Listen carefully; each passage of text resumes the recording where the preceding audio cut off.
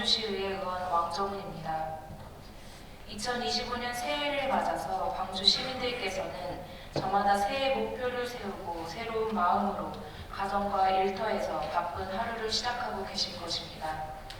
그런데 새해부터 수거되지 않아 쌓여있는 생활 폐기물이 눈살을 찌푸리게 하고 있습니다.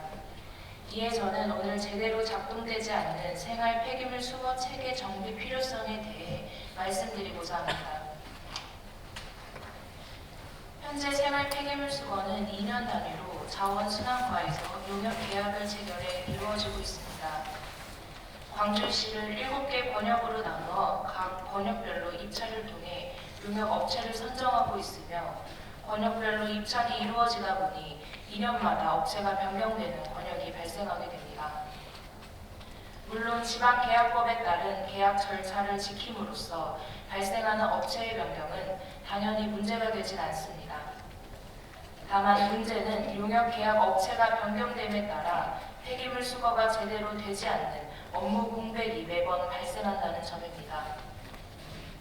기본적으로 업무를 대행하는 업체가 변경될 경우 체계적인 인수인계가 이루어져야 합니다.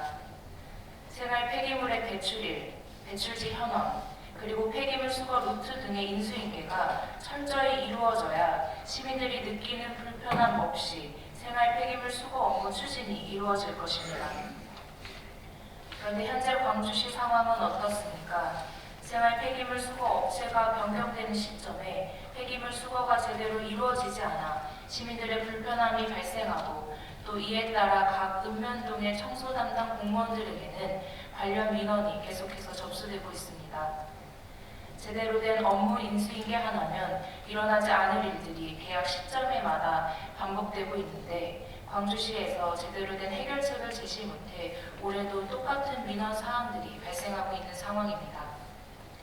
이에 본 의원은 생활 폐기물 수거가 체계적으로 이루어질 수 있도록 광주시에서 노력해 주시길 당부드리고 싶습니다.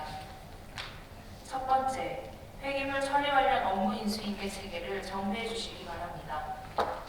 제가 파악한 바로 현재 인수인계 과정은 폐기물 수거 일정이 종료된 후 신규 업체와 기존 업체 간에서 이루어지고 있습니다. 현재 접수되는 민원 현황을 보면 업체 간 진행되는 업무 인수인계가 제대로 이루어지지 않음을 알 수 있습니다. 두 번째, 배출지 관리 시스템 마련에 나서 주시기 바랍니다. 이를 위해선 생활 폐기물 수거에 있어서 배출지 현황의 체계적 관리와 폐기물 수거 루트를 데이터화하는 것이 중요한 상황이라 생각합니다.